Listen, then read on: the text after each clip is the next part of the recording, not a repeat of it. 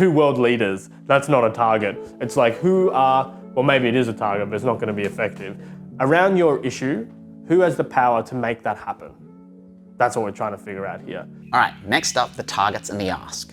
This is where we're finding who we're going to target, what we're going to ask them to do, and also what authority or influence they have so that they can actually take action. Is it a politician? Is it a government? Is it the local council? Is it a corporation? Is it the parents group? Is it the local school? And so if we're more specific around our ask, then we can create change quicker. Cool. But I would get with your team, sit down, brainstorm all the people around this decision, put them all down, map them all out. Draw 2 really simple axes. How much power the person has and what their incentive to act is. For our example, the school. We might have a really passionate 7th grade teacher that really wants this thing to happen, but they're a teacher. They don't have much political power.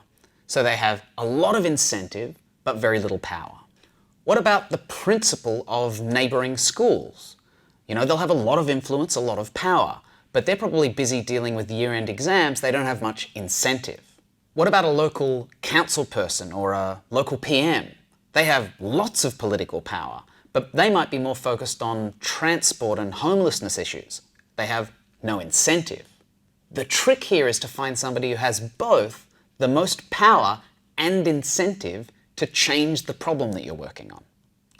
This might mean finding somebody who has lots of incentive but no power, like our teacher, and finding a way to give them power.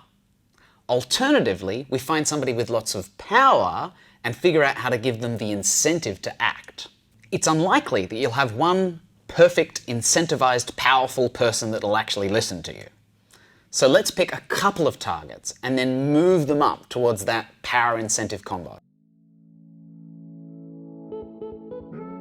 So what is within their purview, right? So for the federal MP, they control the federal education department. They have a lot of money at their disposal. For the state MP, they probably don't have as much money as the federal MP. So how do they play into this?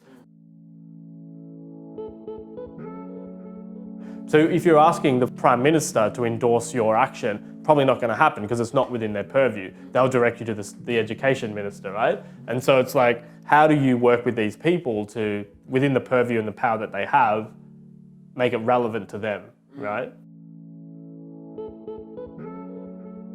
Now, some campaigns have one primary target, whereas some might have quite a few.